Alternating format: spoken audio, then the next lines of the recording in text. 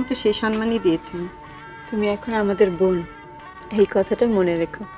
আমি সব হারিয়ে আবার সব ফিরে পেয়েছি হাসপা। আমার মা, বাবা, ভাইকে খান সেনারা হত্যা করেছে।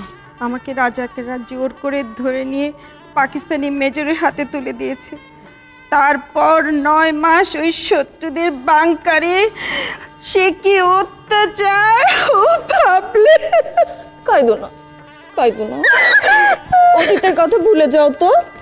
তুমি এখন আমাদের বোন, বঙ্গবন্ধুর ধর্মকন্যা হলেও তার চোখে তুমি আমাদেরই মতো, তার মেয়ে, বুঝলা? বসো, এখানে বসো।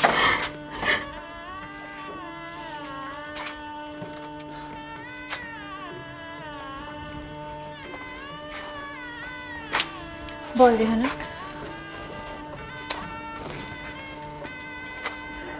সেজন্য তো বলছি, আমি সব হারিয়ে আবার সব ফিরে পেয়েছি। বঙ্গবন্ধুর মতো বাবা, তোমাদের মতন বোন, আর তোমাদের মায়ের মতো মা। এখন শুধু তোমার জন্য একটা বর খুঁজে দিতে হবে। খুঁজতে হবে কি রে? দেখ, কুলসুম হয়তো এর মধ্যেই কাউকে খুঁজেও নিয়েছে। সে কি এরই মধ্যে তলে তলে এত? তো আমাদের দুলাভাইটা কে? সময় হলেই জানতে পারবে। এখন তোমার জন্য একটা বর খুঁজছি। আমার জন্যে? এত শিগগির? ইস, আব্বাকে বলছি আমি শান্তিনিকেতনে যাব বিশ্বভারতীতে পড়তে। লেখাপড়া শেষ করে দেশে ফিরলে তবে বিয়ে শাদীর কথা, তার আগে না। তোমাকে বেলি ফুল দিয়ে বিয়ে করতে হবে, এটা বঙ্গবন্ধুর হুকুম। আব্বার এই নির্দেশের জন্য কিন্তু এখন থেকে কাউকে আর যৌতুক প্রথার অত্যাচারে ভুগতে হবে না। এই নারী পুনর্বাসন কেন্দ্রে 10টি মেয়ের বিয়ে হয়েছে, সবগুলোই বেলি ফুলের মালা দিয়ে হয়েছে। সর্বনাশ, আমার না ফুলের মালা আনার কথা ছিল, আমি তো একদম ভুলে গেছি। তুমি ব্যস্ত হও না, ফুল এনে ফুলের মালাও গাঁথা হয়ে গেছে। যাক বাবা। এই আশ্রয় কেন্দ্রে কতটি নির্যাতিত মেয়ে আছে তা তোমরা জানো? তা তো জানি না বোন। 100টির মতন। 10টির বিয়ে হয়েছে, আজ আরেকজনের হচ্ছে। ওর বর এফডিসিতে ক্লার্কের চাকরি করে। সব জেনে শুনে তারা বিয়ে করতে আসতেছে? হ্যাঁ, আসছে। কারণ যারা আসছে তারা সবাই মুক্তিযোদ্ধা। আর তাছাড়া ওরা তো জানেই পাকিস্তানি হানাদাররা ওদের জোর করে ধরে নিয়ে গেছে, ওরা তো নিজের ইচ্ছায় যায়নি। থাক না কুলসুম, আজকের এই আনন্দের দিনে এসব আলোচনা না করলেই কি নয়? থাকবে কেন হাসু আপা, আমরা তো বারাঙ্গনা নই। বঙ্গবন্ধু বলেছেন বীরাঙ্গনা। একজন পঙ্গু মুক্তিযোদ্ধাকে যদি সমাজ সম্মান দেখাতে পারে, তাহলে একজন নির্যাতিত নারী মুক্তিযোদ্ধাকে কেন দেখাতে পারবে না? তুমি ঠিকই বলেছো কুলসুম, ঠিকই বলেছ। তোমাদেরকে শুধু আশ্রয় দেওয়ার জন্য নয়, সমাজে সম্মানের সঙ্গে প্রতিষ্ঠিত করবার জন্যেই আব্বাই কেন্দ্রগুলো খুলেছেন। আব্বার নির্দেশেই ডক্টর নীলিমা ইব্রাহিম এই কেন্দ্রটি পরিচালনা করার ভার নিয়েছেন। এরকম আরও অনেক কেন্দ্র আছে। আমাকে এই কেন্দ্রে আনা হয়েছিল একজন নির্যাতিতা নারী হিসেবে। তারপর বঙ্গবন্ধু আমাকে তার মেয়ে করে নিন। আর নীলিমা খালা, তিনি তো আমাকে তার সহকারী করে নিয়েছেন। হাসুপা, মা কিন্তু এখনই এসে পড়বেন। এসে যদি দেখেন যে আমরা গল্প করতেছি, তাহলে ভীষণ রেগে যাবে। তাহলে আমরা কি করব? বউ সাজাবো? বউ সাজাতে হবে না, চম্পাকে অনেক আগেই সাজানো হয়ে গেছে। মা এসে দেখবেন আমরা বর আসার অপেক্ষা করছি। সানাই বাজছে, বর এলে সানাই আরো জোরে বেজে উঠবে। চলো চলো, ভিতরে চলো, বর হয়তো এসেই পড়েছে। চল আমরা চম্পাকে গিয়ে বরং দেখি। হ্যাঁ, তোমরা যাও ভিতরে, আমি এখানেই বসছি। ঠিক আছে। চা নাস্তার ব্যবস্থা ভিতরে আছে।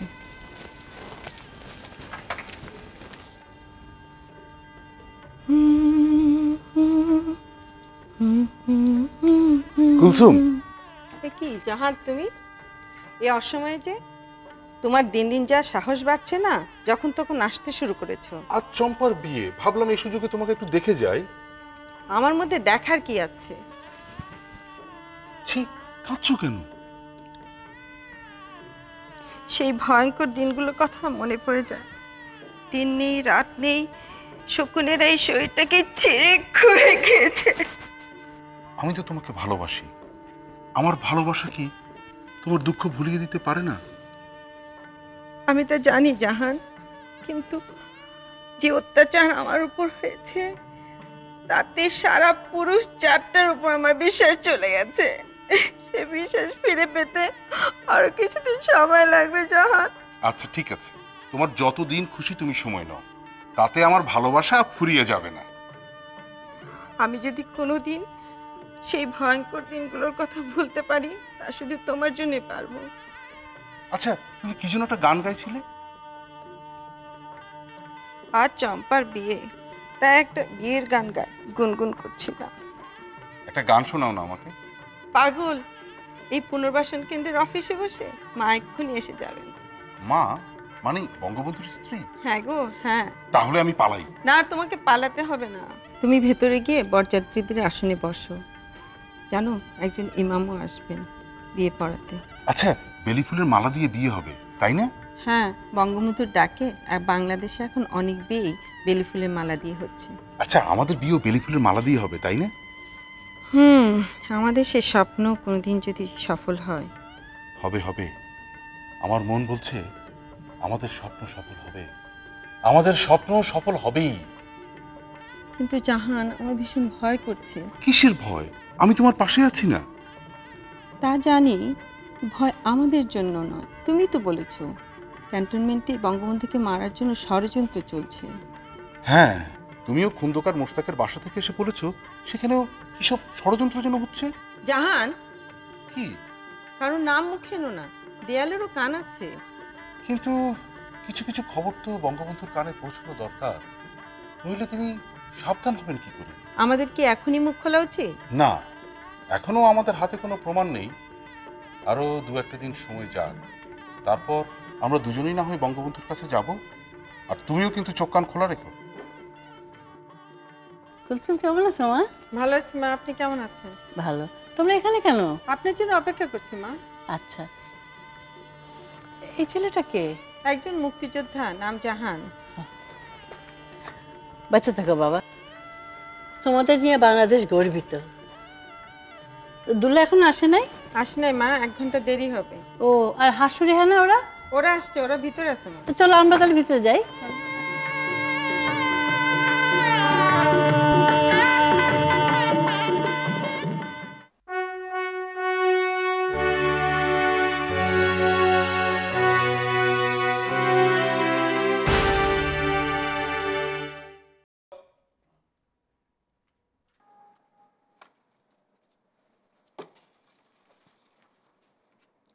আইজ যেন কি হইব? মিটিং হইব। কিসের মিটিং? আমাগো যাতে বাচ্চা কাচ্চা কম হয় তার মিটিং। আমাগো আবার বাচ্চা কাচ্চা হয় নাকি? তুই দেখছি বুকার হদ্দ। আরে বাচ্চা কি পুরুষরা বেয়ায়? তে বাচ্চা বেয়ায় মাইয়ারা, আমাগো আমাগো বউরা। তাতে দেশের জনসংখ্যা বাইরে যাইতেছে। আর যাতে দেশের জনসংখ্যা না বাড়ে তার জন্য এই অফিস। আর এই অফিসটারে কি কয় জানিস? এই অফিসটারে কয় পরিবার পরিকল্পনা। তে আমার কামে আনার সময় যে কইলি এইটা আমরারে ভালো করার অফিস, ওই একই কথা। এই অফিস থেকে গ্রামের মানুষের শেখানো হয় কি কইরা জমিতে ফসল উৎপাদন বাড়ানো যায়। আর আমাগো ঘরের জমিতে ফসল উৎপাদন কমানো যায়। ও এতক্ষণে বুঝছি। কিন্তু আমি ভাই সন্তান সংখ্যা কমাইতে চাই না। আমার বউ কইছে যত আত তত বাত। ওরা যখন ডাঙ্গর হইব আমরা আর কষ্ট করন লাগতো না, ওরাই আম করে কামাই করে খাওয়াইব। ওই তোর কয় বাচ্চা রে? আমার আবার বাচ্চা কি আর দূর, 7 পোলা 2 মাইয়া আল্লাহ দিছে। কস কি? কি কস? ওই তুই বিয়া করছস কয় বছর হয়? তা ধরো 10 বছর হইব। 10 বছর? 10 বছরে 9 বাচ্চা? বছর বছর তোর বউ বাচ্চা দিছে, তুই শালা মরদ বটে একটা। আমার দোষ নাই, আমার বউ নিরানি দেয়া ক্ষেতের মতো, কাছে গেলে এই বাচ্চা হয়। কও কি ভাই, তোমার বউ নিরানি দেওয়া খ্যাত? তাইলে আমার বউ বন্ধা জমি, ফসল দিবার চায় না। তোমারে না বাইরে বসে রাখা হয়েছিল, সাহেবরা আসলে বেতরে নিয়ে আসবা। তুমি বেতরে আসছো কেন? তোমাকে কথা হইনে আইলাম। ভাই, তোমার বউ যদি নিরানি দেওয়া খ্যাত হয় তাহলে আমার বউ বন্ধা জমি। আজ 5 বছর বিয়া করলাম, কোনো বাচ্চা কাচ্চা দেয় না, কত তাবিজ কবজ করলাম। এমন হইতে পারে তোমার বউ বাজামাইয়া? না না, ডাক্তার কইছে আমার বউ বাজা না। তাইলে তুমি বাজা স্বামী? কও কি, পুরুষ মানুষ আবার বাজা হয় নাকি? ওরে ভাই ওই, আমরা গ্রামের প্রেসিডেন্ট দেখছো না, কি সুন্দর তাগরা চেহারা, পরপর 3টা বিয়ে করলো, কোনো বউ বাচ্চা দেয় না। পরে ডাক্তার পরীক্ষা করে কইলো এই বেড়াই নাকি বাজা। আল্লাহর কি কুদরত, এই প্রথম শুনলাম পুরুষ মানুষ বাজা হয়। এইটা ঘুর কলি, আখেরি জামানা, আমাগো আরো কত কিছু দেখতে হইব। তো একটা গান শুনবা? কি গান? মারে ফতি গান গামু। গাও। কলি কলি গোর কলি, কলি কলি গোর কলি, কতই না দে খাইলি বেলকি, কতই না দে খাইলি বেলকি, যে নানা চলে এরোপ্লেনে মর চলে পালকি।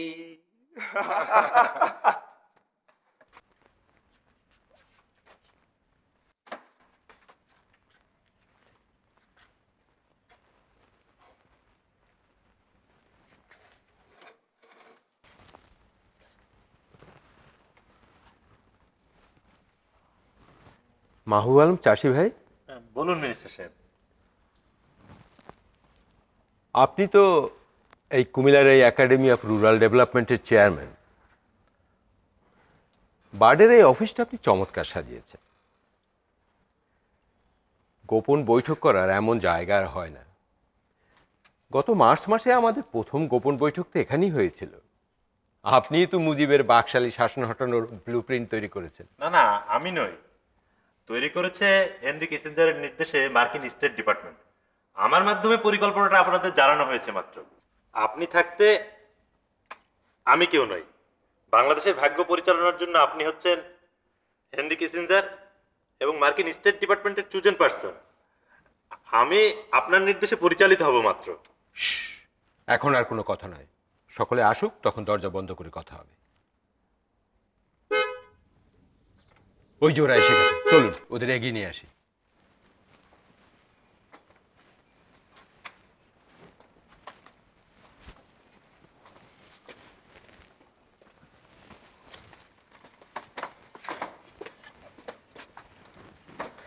Welcome, welcome all the brave sons of Bangladesh. স্বাগতম বাংলার সূর্য সন্তানেরা। কি নাম বললেন মোস্তাক ভাই? সূর্য সন্তান। An unique name. তোমার পছন্দ হয়েছে? পছন্দ হওয়া মানে, আমাদের যদি আবার সুদিন আসে, আমরা যদি নতুন সরকার গঠন করতে পারি, তাহলে এই নামটি সকলকে সরকারিভাবে দেব। আর আমি কুমিল্লা বার্ডের এই অফিসটির নাম দেব মোকামে আজাদি, দ্য ফ্রিডম হাউস। আরে বাংলায় কেন বলা হবে না স্বাধীনতা ভবন? আমি সব বাংলা ফাংলা বুঝি না। আমি বাংলা বলতে পারি, পড়তে লিখতে জানি না, জানি শুধু ইংরেজি আর উর্দু। আমি 71 নভেম্বর মাস পর্যন্ত পাকিস্তানের সৈন্য হিসেবে ইন্ডিয়ার বিরুদ্ধে কাশ্মীরি ফ্রন্টে যুদ্ধ করেছি। তারপর পাকিস্তানি আর্মি ইন্টেলিজেন্সের নির্দেশেই বাংলাদেশের সো-কল্ড মুক্তিবাহিনীতে যোগ দেয়। আমার যে দামি গাড়িটা দেখছেন, এটাও পাকিস্তানের এক ব্রিগেডিয়ার 71 সালে ঢাকায় সারেন্ডার করার সময় আমার বউকে উপহার হিসেবে দেয়। Faruk, I thought you are an intelligent chap, কিন্তু হঠাৎ তুমি প্রকাশ্যে এসব কথা বলছো। খুব নয় কেয়ার, আমরা এখানে সবাই মুজিবের স্বৈরাচারী সরকার এবং ভারতের তাবেদার সরকারকে উচ্ছেদ করার জন্য একমত পোষণ করে মিলিত হয়েছি। এখানে রেখে রেখে কথা বলবো কেন? যতদিন না আমাদের কার্যোদ্ধার হয় ততদিন রেখে রেখে কথা বলতে হবে বই কি? তুমি শত্রুকে আঘাত করার আগেই সজাগ করে দিতে পারো না। আজ আমার দিলে তসল্লি হয়েছে, সব কাজ আমরা গুছিয়ে এনেছি। আলটিমেট ভিক্টোরি আর দূরে নয়। গত মার্চ মাসে বার্ডের এই অফিসেই আমাদের প্রথম গোপন বৈঠকে খন্দকার মোস্তাক সাহেব এসে যোগ দিয়েছিলেন। দ্বিতীয় বৈঠক হয় দাউদকান্দি মাদ্রাসায়। আজ চূড়ান্ত আঘাত করার দিনক্ষণ ঠিক করে আবার আমরা মিলিত হয়েছি বার্ডের এই অফিসেই। হুররে, আজ আমার এক পেগ হুইস্কি খেতে ইচ্ছে করছে। তুমি থামবে ফারুক? তুমি না নিজেকে ইসলামের পাবন বলে দাবি করো, আর তুমি খেতে যাচ্ছ হুইস্কি? কেন? ইসলামের পাবন্দ হলে কি হুইস্কি খেতে নেই? এসব বেফজুল বাতচিত তোমরা বন্ধ করবে। এখানে বাইরের লোকজন আছে, খেয়াল করছো না? আমরা এখন মিটিং শুরু করতে পারি। We must start Dhaka for before evening. এই শোনো, এই বাইরের লোকজনগুলোকে আগে চলে যেতে বলা হোক। তোমরা এখন চলে যেতে পারো। কেবল যে লোকটি চা পানি দিবে সে ধার কাছে থাকলে চলবে, ডাকলে যেন চলে আসে। যাও। জি হুজুর। সালাম হুজুর।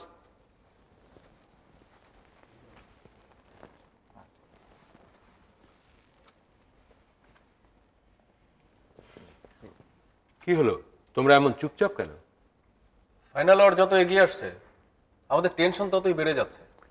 এই দিনক্ষণ কি সব ঠিক হয়ে গেছে? হ্যাঁ, ঠিক হয়ে গেছে। আগে ঠিক হয়েছিল 6 আগস্ট। এই দিন মুজিব চাটগার বেদবুনিয়া উপগ্রহ কেন্দ্রের ভিত্তিপ্রস্তর স্থাপনে যাবেন। পথে তাকে অ্যাম্বুশ করা হবে। এই তারিখটা কি চেঞ্জ হয়ে গেছে নাকি? চেঞ্জ হয়ে গেছে। আমাদের ওয়াশিংটন কানেকশন থেকে জানানো হয়েছে যে 15 আগস্ট ফাইনাল অপারেশন।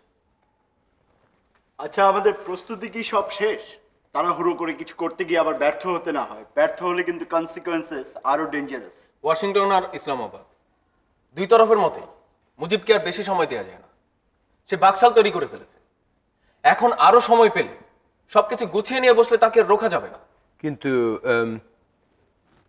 জেনারেল জিয়ার তো আজ এই বৈঠকে আসার কথা ছিল, উনি এলেন না কেন? জিয়াকে কন্ট্যাক্ট করা দায়িত্ব ছিল আমার উপর, আমি করেছি। মোটামুটি আমাদের লাইনে চিন্তা ভাবনা করছেন। আজকের এই মিটিংয়ে এলেন না, তার কারণ তিনি এখনই এক্সপোজ হতে চান না। Very fragile goods, handle him with care. আমারও জিয়াকে খুব সন্দেহ হয় কর্নেল তাহেরের সঙ্গে তার গোপন ডিল হয়েছে অথবা হবে। জিয়া সম্পর্কে সাবধান। আমি জেনারেল ওসমানীর কাছে শুনেছি মুজিবনগরে থাকতেই সে একই সময় মার্কিন ইন্টেলিজেন্স এবং ইন্ডিয়ান ইন্টেলিজেন্সের সঙ্গে সম্পর্ক রাখত। ভুল বললেন মুস্তাক ভাই। মার্কিন ইন্টেলিজেন্সের মাধ্যমে পাকিস্তান ইন্টেলিজেন্সের সঙ্গে তিনি যোগাযোগ রক্ষা করে চলতেন। He is an over ambitious and cunning man. Ziaur রহমানের দায়িত্ব আমার উপর ছেড়ে দাও। I will tackle him. Colonel তাহেরের সঙ্গে নয়, আমাদের সঙ্গেই তাকে আসতে হবে। কর্নেল তাহেরের লক্ষ্য পিপুলস রেভুলেশন। এই রেভুলেশনে জিয়ার কোনো লাভ নেই। পিপুলস রেভুলেশন হলে দেশে পিপুলস আর্মি হবে, তাতে কোনো র্যাঙ্ক থাকবে না। That's the point. আমরা রেভলিউশন চাই না, আমরা চাই মুজিব সরকারকে উচ্ছেদ করতে। আর মুজিবকে উচ্ছেদ করতে পারলেই জিয়াকে আমরা সিএনসি করব। আমি তাকে সেই টপি দিয়েছি। আচ্ছা, কিন্তু তখন যদি সে বলে why CNC, why not the president post, আমাকে কেন দেশের প্রেসিডেন্ট করা হবে না? No no no no, that crown is only for one person. আমরা এক ব্যক্তির মাথাতে সেই মুকুট পরাবো। কে সেই ব্যক্তি? Our present leader and future president Khondaker Mostaq Ahmed. আমি এখনই তার মাথায় সেই মুকুটটি পরিয়ে দিতে চাই।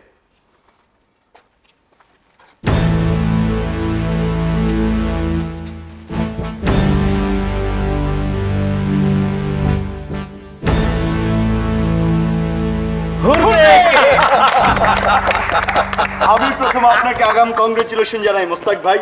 Long live Khondaker Mustaq Ahmed, the next president of the people's republic of Bangladesh. Why people's republic? We should say Islamic republic of Bangladesh. No more জয় বাংলা, সে বাংলাদেশ পায়েন্দাবাদ। ধীরে ফারুক, ধীরে। আমাদের পাশে ভারতের মতো বিগ নেইবার রয়েছে, খেয়াল রেখো। তারা আবার শেখ মুজিবের বন্ধু। আগে আমাদের মিশন সাকসেসফুল হোক, তখন মন খুলে পায়েন্দাবাদ বলতে পারবে। আমি ক্ষমতায় বসে প্রথমেই ঘোষণা করব Bangladesh is an Islamic Republic. তাতে যদি ভারত চোখ রাঙায় তাহলে সঙ্গে সঙ্গে বলবো না না, আমরা পিপলস রিপাবলিকে আছি। বাহ, আমরা দেখছি চাণক্য পণ্ডিতকে হার মানাবো। ঠাকুর, সব কথায় তোমার ঠাট্টা করার অভ্যাসটা কি গেল না? আমি ঠাট্টা করছি না মোস্তাক ভাই। সাংবাদিক তো তাই ঠাকুর, তাই সব জিনিসকে একটু ঘুরিয়ে ফিরিয়ে বলে। এসব ঠাট্টা তামাশার কথা থাক, দুপুর হয়ে গেছে, আমাদের সিরিয়াস আলোচনায় বসা দরকার। আজ আমাদের পরিকল্পনার অপারেশনাল পার্ট নিয়ে আলোচনা হওয়ার কথা। এখন তাহলে সেই সিরিয়াস ব্যাপারটা আলোচনা হোক। হ্যাঁ, আমি তার ব্লু প্রিন্ট রেডি করে ফেলেছি। 15 আগস্ট আমাদের ফাইনাল অপারেশন। আমার কাজে কোনো ফাঁকি নেই। এই ব্লু প্রিন্ট দেখলে আপনারা তা বুঝতে পারবেন। তবে এটি টপ সিক্রেট ডকুমেন্ট, বাইরের কাক পক্ষে যেন জানতে না পারে। জানতে পারলে আমাদের সকলের মৃত্যু ইনএভিটেবল। কে কে? স্যার আমি কুদ্দুস স্যার। তুমি কখন এই রুমে ঢুকেছো? এইমাত্র স্যার, আপনাদের জন্য খানা রেডি করে রেখেছি। এই তুমি আবার ঢুকেছো না, যাও বাড়ি যাও। আপনাদের খানা ঠান্ডা হয়ে যাচ্ছে স্যার। তোমাকে কোথায় যেন দেখেছি? আমি বলতে পারবো না স্যার, হয়তো এখানেই দেখেছেন। আমি এই অফিসের বড় সাহেবের খাস পিয়নের বউয়ের ভাই। তাই বলো, তুমি হচ্ছে এই অফিসের খাস পিয়নের শ্যালক? তাহলে তো আমাদের শালাবাবু। তাহলে শালাবাবু, আপনি আপনার হাতে রান্না করা খাবার এখন পরিবেশন করুন। আমরা বরং আপনার হাতে রান্না খেয়েই সিরিয়াস আলোচনায় যাব। আপনারা সবকিছুতেই হালকা ঠাট্টা তামাশা করছেন, কিন্তু আমার কাছে বিষয়টা ভালো লাগছে না। এই লোকটাকে কেন যে চিনি চিনি মনে হচ্ছে তাও ঠিক বুঝে উঠতে পারছি না। বুঝেছো শালাবাবু, তোমাকে আমরা চিনি, কিন্তু কেন যে চিনি বুঝতে পারছি না। চিন্তা করে দেখি ব্যাপারটা খুঁজে পাই কিনা। ততক্ষণে তুমি যাও, খাবারটা রেডি করে দাও।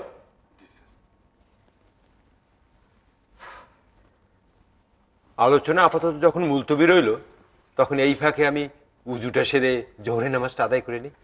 মোস্তাক ভাই, আল্লাহ পাক যদি জিজ্ঞেস করেন তোমরা এখানে বসে কি করছো, তাহে তুমি আবারও ঠাট্টা শুরু করেছো।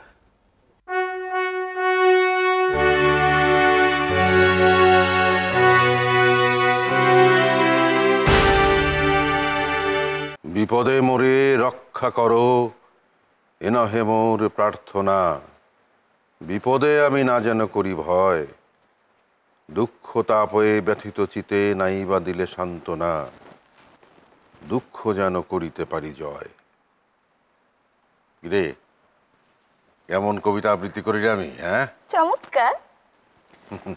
কবিতা শুনিয়ে রেহানাকে ভোলাতে পারলেও আমাকে ভোলাতে পারবেন না আব্বা। এই অবেলায় বিছানায় শুয়ে থাকার লোক আপনি না।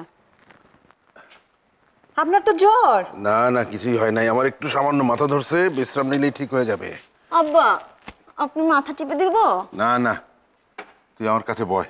শোন রেহানা, তুই বরং আব্বার কাছে বয়, আমি আব্বার জন্য গরম এক গ্লাস দুধ নিয়ে আসি আর মাকে জ্বরের খবরটা দিয়ে আসি। না না না না না, তোর মারে আমার জ্বরের খবর দিতে হবে না, তুই বরং একটু দুধ নিয়ে যা। আচ্ছা। কি করিস? নিয়ে যাই। না না, সঞ্চয়িতাটা সরস না, তুই বয়, সঞ্চয়িতা থেকে একটা কবিতা পড়। এটা আমার। হ্যাঁ, কোন কবিতাটা আব্বা? ওই যে পুরস্কার, ওইখান থেকে পড়, সবটাকে পড়তে হবে না। যার যাহা আছে তার থাক তাই, ওখান থেকে পড়। যার যাহা আছে তার থাক তাই, কারো অধিকারে যেতে নাহি চাই। শান্তিতে যদি থাকিবারে পাই, একটি নিভৃত কোণে শুধু বাঁশিখানি হাতে দাও তুলি, বাজাই বসিয়া প্রাণ মন খুলি। পুষ্পের মতো সঙ্গীত গুলি ফুটাই আকাশ ভালে। আব্বা কি ঘুমিয়ে পড়েছেন নাকি রে? না, চোখ বুজে কবিতা শুনতেছে।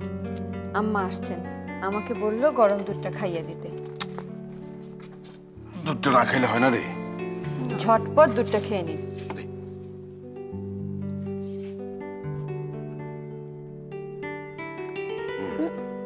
না না না না, আচ্ছা, পরে খাবে।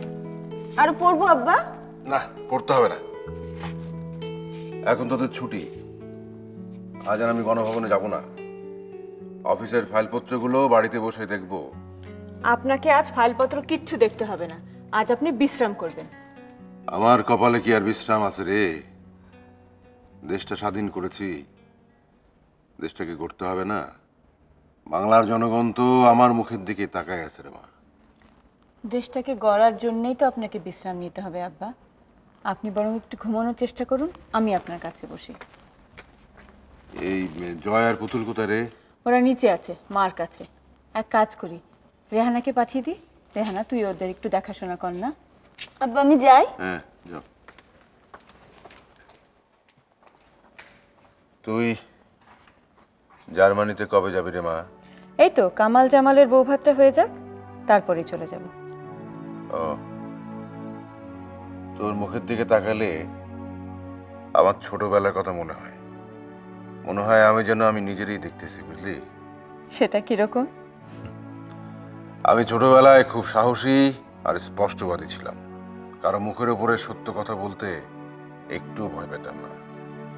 দোষ হোক আর গুণী হোক, আমি তোর মধ্যে সেই স্বভাবটা দেখি রে।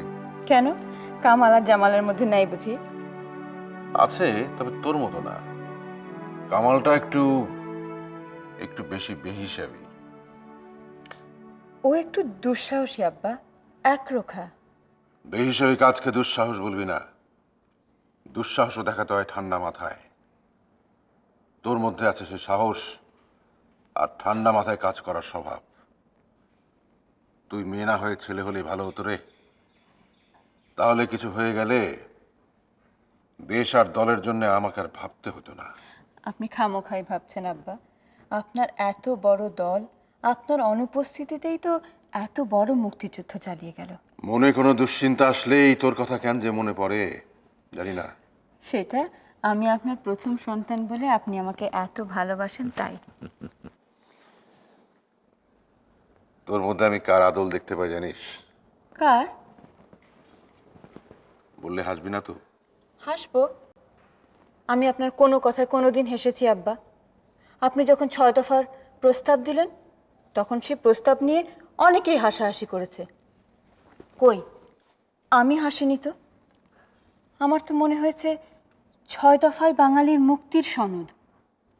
আমি যখন ইডেন কলেজের ভিপি নির্বাচিত হলাম তখনও বক্তৃতা দিতে দাঁড়িয়ে বলেছি 6 দফার মাধ্যমে বঙ্গবন্ধুর নেতৃত্বে বাঙালির মুক্তি আসবেই, জয় বাংলা।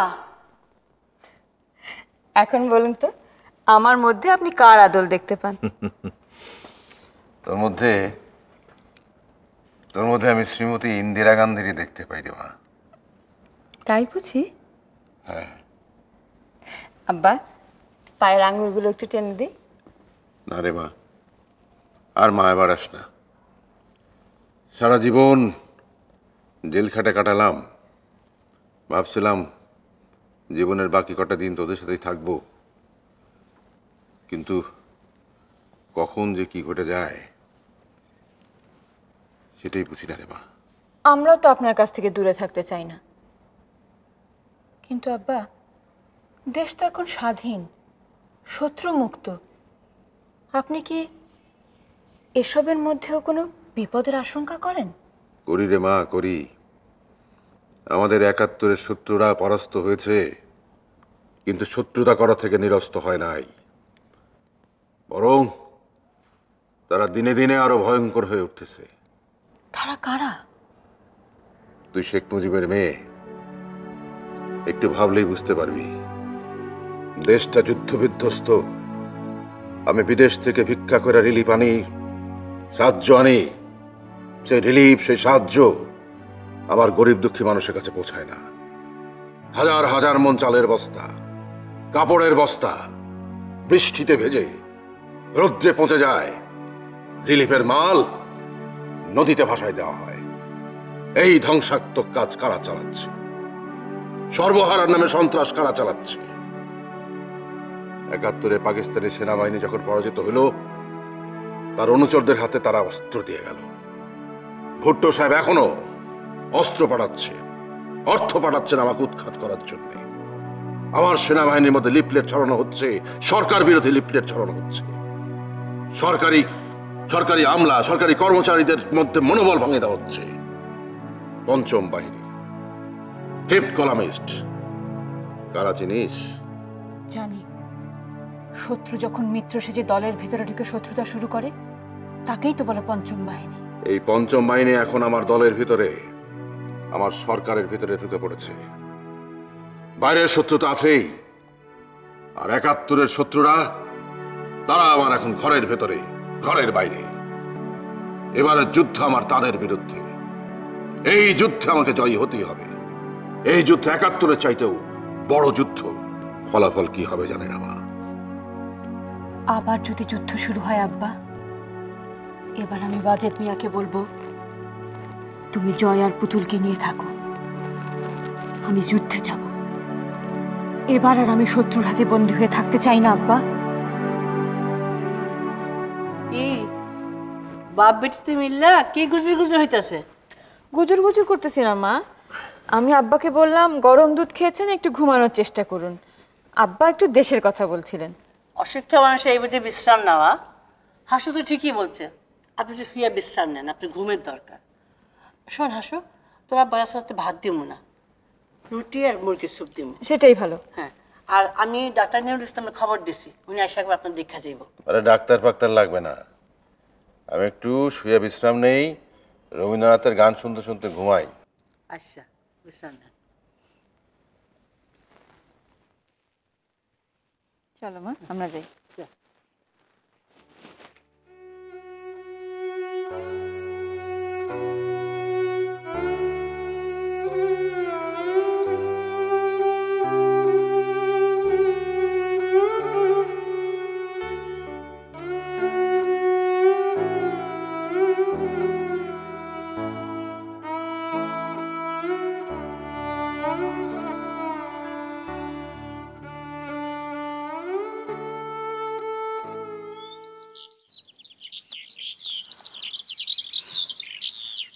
কুলসুম, একটু দেরি করে ফেলেছি, রাগ করেছো? রাগ করব কেন? তোমরা তো মেয়েদের বসিয়ে রাখতে পারলেই ভাবো রাজ্য জয় করে ফেললাম। প্লিজ রাগ করো না, আমার দেরি হয়েছে কেন জানলে তোমার রাগ পানি হয়ে যাবে। বসো, যেভাবে দরদর করে ঘামছো আগে একটু জিরিয়ে নাও। ঘামবো না, আজ তো প্রায় ধরা পড়ে যাচ্ছিলাম। কোথায়? ক্যান্টনমেন্টে। সেখানে গিয়েছিলে কেন? আমার এক বন্ধুর কাছ থেকে খবর আনতে, তার কাছ থেকে ক্যান্টনমেন্টের খবরাখবর পাই। আজ কি কোনো খবর আনতে গিয়েছিলে? হ্যাঁ, প্রতি জুম্মার দিন এক ইমাম সাহেব ক্যান্টনমেন্টে যান জুম্মার নামাজ পড়াতে। তিনি খুদ্া পাঠের নাম করে বাংলাদেশের স্বাধীনতা বিরোধী নানা রকম কথাবার্তা বলেন, আর বাংলাদেশ ভারতের দখলে চলে গেছে এসব বলে জওয়ানদের মন বিষাক্ত করে তুলছেন। আমার মনে হয় এই লোকটা জামাতি, কিন্তু কেউ তার প্রচারণায় বাধা দিচ্ছে না। তুমি কি তার খুতবা শুনেছো? শুনেছি। সবচেয়ে অবাক কাণ্ড, নামাজ শেষে কারা যেন জওয়ানদের ভেতর নানা রকম লিফলেট বিলি করে। আজ দুরকম লিফলেট পেয়েছি, দেখবে এই যে।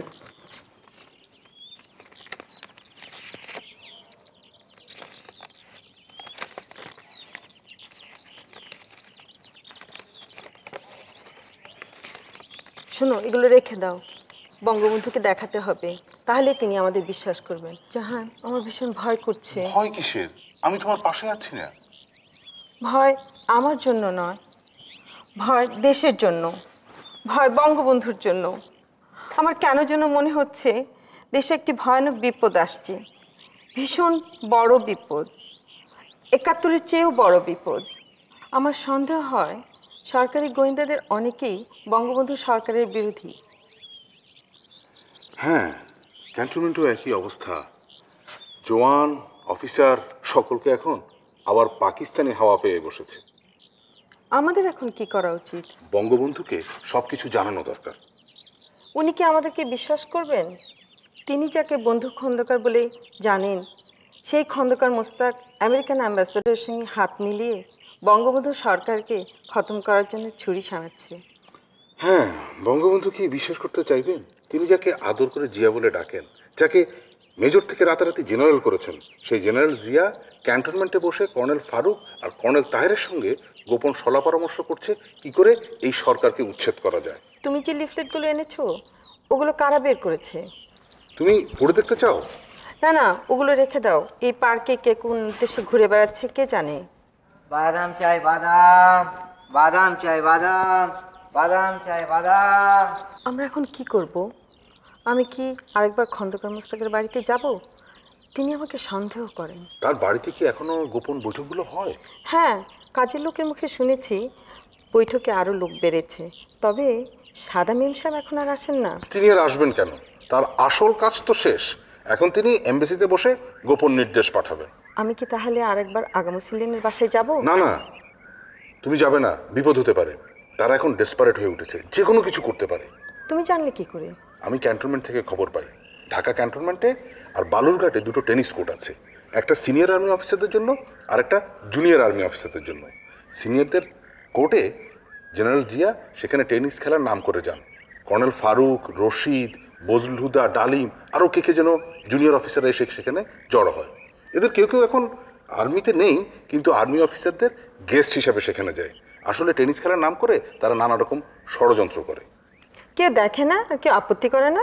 জেনারেল শফিউল্লাহ নাকি একদিন কর্নেল ফারুককে জিয়ার সাথে টেনিস খেলতে দেখে বলেছেন, দেখো জেনারেল, এইসব জুনিয়র অফিসারদের সিনিয়রদের টেনিস কোর্টে যখন তখন আসতে দেওয়া ঠিক নয়। জেনারেল জবাব দেননি? তিনি তো প্রধান সেনাপতির কথাকে পাত্তাই দেননি। জাহান, আমার না এই জেনারেলকে ভীষণ ভয় করে। আমি আজ রাতে আবার ক্যান্টনমেন্টে যাচ্ছি। আবার? আমার ভীষণ ভয় করছে জাহান। ভয় আমারও করছে, তবু যেতে হবে। খবর পেয়েছি প্রতি বৃহস্পতিবার রাতে ক্যান্টনমেন্টে নাইট প্যারেড হয়। কর্নেল ফারুক তাতে যোগ দিতে শুরু করেছেন।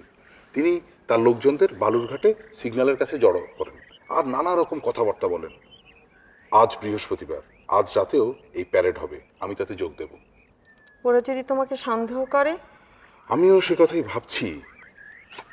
এর আগে তিনি আমাকে বার্ডের অফিসে দেখেছিলেন, সেখানে আমি পাচক সেজে গিয়েছিলাম। আজ যাব আর্মি ড্রেসে। এর আগে তিনি আমাকে জেনারেল জিয়ার অ্যাটেন্ডেন্স হিসেবে দেখেছেন, সেজন্যই আমাকে কয়েকবার বলেছেন আমাকে তার চেনা চেনা লাগে। সর্বনাশ, তুমি তাহলে যেও না জাহান, প্লিজ। সেদিন কুমিল্লার বার্ডের মিটিংয়ে মুখে দাড়ি লাগিয়ে গ্রাম্য লোক সেজে গিয়েছিলাম। আজ যাব আর্মির জওয়ানের ড্রেসে। কর্নেল আমাকে চিনতে পারবেন না। নতুন মুখ দেখে যদি সন্দেহ করেন? না না, আমি ভিড়ের ভেতর মিশে থাকবো, তিনি আমাকে চিনতে পারবেন না। জাহান, আমার ভীষণ ভয় করছে। ভয় আমারও করছে কুলসুম, তবু আমাকে যেতে হবে। আমার মনে হয় ওরা সাংঘাতিক কিছু একটা করতে যাচ্ছে। আচ্ছা, তোমাকে একটা কাজ করতে হবে। কি কাজ? তুমি আজই হাসু আপার কাছে চলে যাও, তাকে গিয়ে বলো আমরা বঙ্গবন্ধুর সঙ্গে দেখা করতে চাই, 2-1 দিনের ভেতর, তিনি যেন ব্যবস্থা করেন। হাসু আপা আর রেহানা তো এখন জার্মানিতে যাওয়ার জন্য গোছগাছ নিয়ে ব্যস্ত। আমি কি তাদের সঙ্গে দেখা করতে পারবো? আর তাছাড়া কামালের জামালের বউ ভাতের পর তো ওরা চলে যাবেন। যে করেই হোক হাসু আপাকে ধরে বঙ্গবন্ধুর সঙ্গে দেখা করার ব্যবস্থা করতে হবে।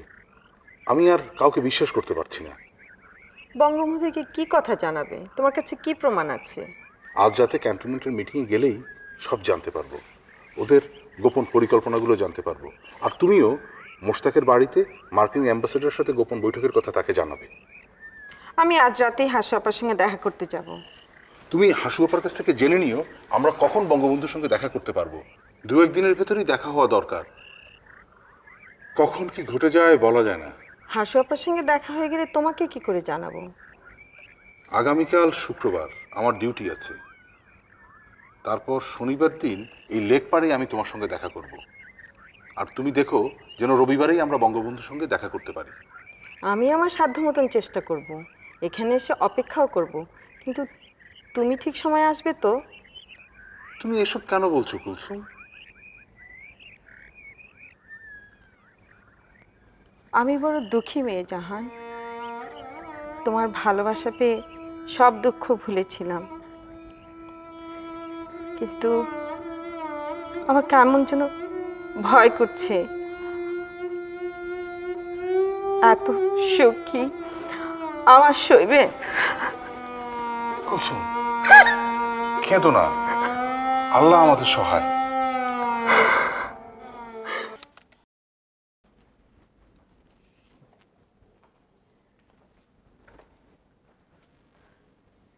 দেখো কাকে ধরে নিয়ে আসছি। আমি মুখ না দেখেই বলতে পারি তুই কাকে ধরে আনছিস। বলো দেখি কাকে ধরে আনছি। কাকে আবার? সুলতানাকে, যে বাড়িতে নতুন এসেই ইতিমধ্যেই সব কিছু দখল করতে শুরু করে দিয়েছে। আমি তো একা আসি নাই হাসু আপা, রোজিও এসেছে। আরে রোজি তো আমাদের এ বাড়ির পুরনো আত্মীয়, এখন শুধু নতুন পরিচয় নিয়ে এসছে মাত্র। কিন্তু মা বড় বউ বলতে একেবারে অজ্ঞান। মোটেই না, মা দুই বউকে সমান ভালোবাসে। ভালোবাসেন, তবে এই বাড়িতে বড় বউয়ের আদর যত্নটাই যেন বেশি। সেটা প্রেমের বিয়ে বলে। বাবা, কামাল তোমার প্রেমে যেভাবে পাগল হলো, আব্বা আম্মা তো বিয়ের কথা না বলে পারলেনই না। আমার অবশ্য একটা কথা খুব জানতে ইচ্ছা করে। কি জানতে ইচ্ছে করে তোমার? আচ্ছা, কে কাকে আগে ভালোবাসছো, তোমাকে কামাল না কামালকে তুমি? সে কথা আগে কামালকেই জিজ্ঞেস করো। রেহানা, তুই একদম পাগল। নতুন বউর এইসব কথা কেউ জিজ্ঞেস করে? সুলতানা বুঝি এ বাড়িতে নতুন? নতুন না তো কি, 32 নম্বরের দেয়ালে এখনো রঙের দাগ মুছে যায়নি। সারা বাড়ির দেওয়ালে কেবলই রঙের দাগ। আচ্ছা, আমাদের বিয়েতে কি এত রং খেলা হয়েছিল? হ্যাঁ হয়েছিল, আমরা সবাই রং খেলছি জানো, পিচকিরি দিয়ে একজন আরেকজনের গায়ে রং ছুটছে আর সেটা গিয়ে দেয়ালে লেগেছে। রংগুলো বড্ড বেশি লাল, ঠিক যেন রক্তের মতো। সুলতানা, রক্ত দেখে তুমি ভয় পাও? তুমি না ঢাকা ভার্সিটির শ্রেষ্ঠ নারী অ্যাথলেট। ভয় পাই নাই, আসলে বিয়ের 7 দিনের মধ্যে একটা স্বপ্ন দেখে রক্ত দেখে ঠিক ভয় নয়, একটা অস্বস্তি লাগে। কি স্বপ্ন? বিয়ের 7 দিনও হয় নাই, একদিন মাঝরাতে স্বপ্ন দেখি আমি কামালের সঙ্গে হানিমুনে যাচ্ছি, একটা বড় ময়ূরপঙ্খী নাও, আর সেই নাওটা ঠিক রূপকথায় পড়া চাঁদ সওদাগর